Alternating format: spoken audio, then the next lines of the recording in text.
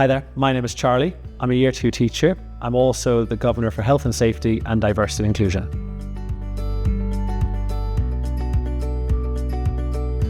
The way we educate here at Liberty Woodland School is through a cross-curricular curriculum.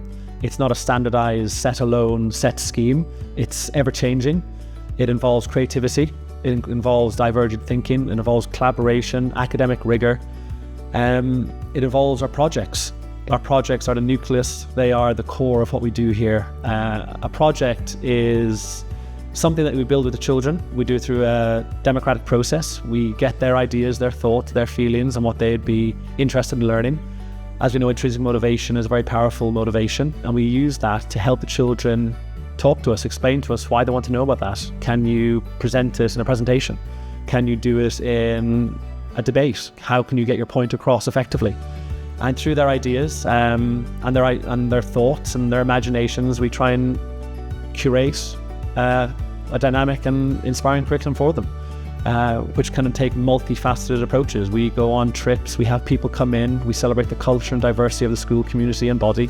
We invite our parents, carers and loved ones to come on us with that journey. And we know and we can see every day that it excites children. They come into school full of energy and enthusiasm, and we believe that gives them the most amount of learning that will help them succeed in their futures.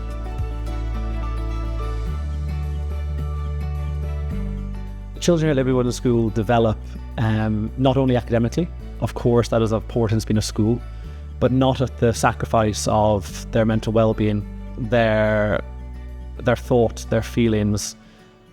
It's never put at the back of our mind that it's always been encouraged that we're there for the children. We hear them, we ask them how they are in the morning, and we're genuine with them.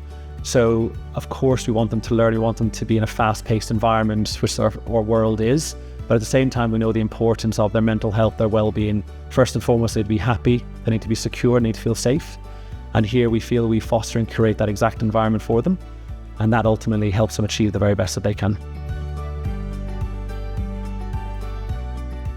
The outdoors here is irrefutable in what it means to people and what it can do for our mental well-being. And when we're happy, safe and secure, how that can help us achieve the very best that we can.